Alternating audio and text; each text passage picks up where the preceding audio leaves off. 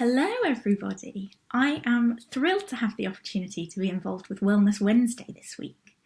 For those of you who don't know me, I'm Mimi and I am a long-serving York student. I started my undergrad course in 2013 and I've gone all the way through the undergrad and the MA degree, and I now find myself approaching the final stretch of my PhD.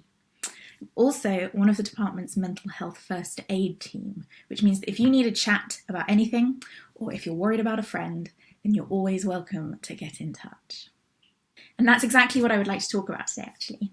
Some of the ways that you can look after your mental health and look out for your friends as well. Often, when people say mental health, they're referring to mental ill health. However, my focus today is going to be on strategies that you can employ to promote positive mental health. Don't forget, everybody has mental health, and this is just one reason why it's important to take a moment and to think about it. At this point, I should say that I'm not a qualified mental health specialist, and I cannot diagnose or offer specific treatment for challenges that people face. However, I can signpost support that is available to you or your friends, and I'm going to be doing this a little bit later on in this video. Completing a degree, be that undergrad or postgrad, is an intense learning experience on top of all the other music making that occurs at York, and inevitably so many of you are heavily involved with that. When you couple this though with the stress that you may feel to simultaneously look for a job and the demand of submissions, there's a lot of pressure on you. It would also be remiss of me not to acknowledge that this year there are additional stressors, such as the uncertainty posed by COVID-19, the fear for your family, some of which are a really long way away, and the general anxiety imposed by the situation. If it's all right, I would love to just share some statistics with you quickly. 1 in 4 people will suffer with mental health problems at some stage in our life, according to the Help Musicians website. In a report based on almost 1,500 musicians, they found that more than 73% of independent music makers suffer from symptoms of mental illness, and that anxiety and depression were the most commonly experienced negative emotions in relation to music creation.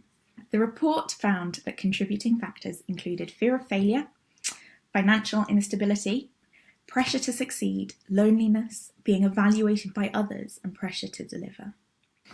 Now, I promised at the start that this would be a forward-facing video and that we would be looking at coping strategies more than specific diagnoses, and that is the case. And these are some examples of things that you can do to take care of yourself. They're not intended as solutions to specific mental health challenges or treatments for diagnoses, though. First up, we have to remember the basics. And I know you already know this, but I'm gonna say it anyway. Taking care of your diet, exercise, and sleep.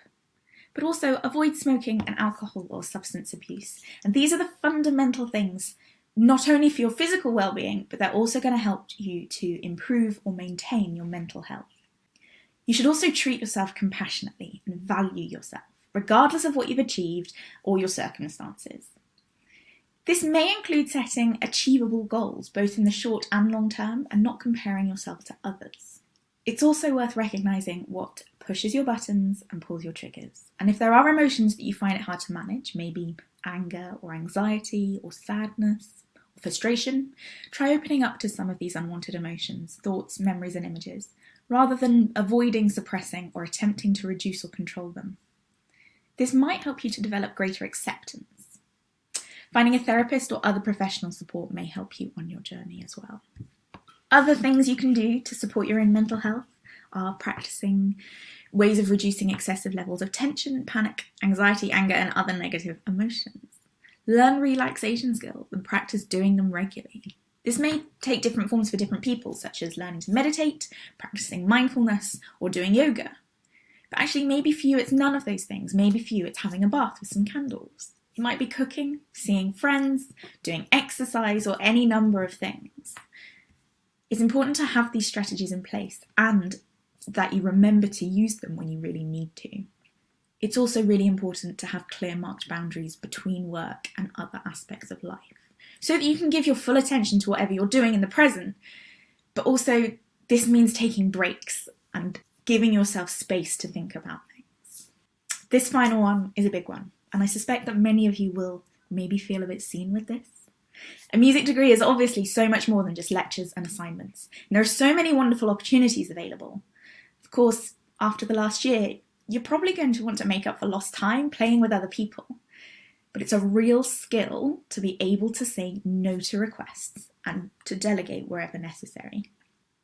And also actually to accept no for an answer when someone says it to you. This is going to help you to remember to include downtime, time to relax, to unwind, and time to socialise in your breakdown of your day. This list is not exhaustive, and there may be many other strategies that you can think of, and I'd be really keen to hear those in the comments section of this video. As I said, everybody has mental health, and working out your own strategies to look after yourself is really important. But they're not going to work in all circumstances and situations, and sometimes it might be necessary to seek advice or support. And there is so much available, and nobody is more or less worthy or deserving of access to it than any other person. So if you feel that talking to someone would be helpful, then go for it. Seeking help is only ever a sign of strength and never of weakness. In the department, you can talk to your academic supervisor, your project tutor, or any of the mental health first aiders. Who are they, I hear you cry? Well, that information is available on the Musicians Health and Wellness website, or the section of the music department website, which we will link to from this video. You can also contact the college support teams, including college tutors and student support and advice team.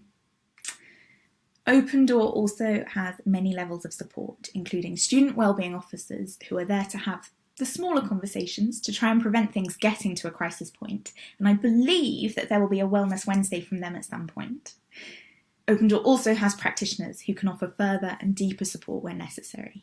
And the best way to access that is to use the self-referral form on the Open Door website. The university has also newly signed up to the Big White Wall, which is a great place to go and to discuss things in a supportive environment online. Of course, there are also people external to the university, such as your GP and the Samaritans. You can also text SHOUT, which is a free and 24/7 totally confidential service, and the text number for that is 85258. If you find yourself or a friend at crisis point, then you can also call the emergency NHS number, which is 999. But our aim is always to get support before things reach this point, and I hope that this video has prompted you to look at your week and to consider whether there are ways that you could be better looking after yourself.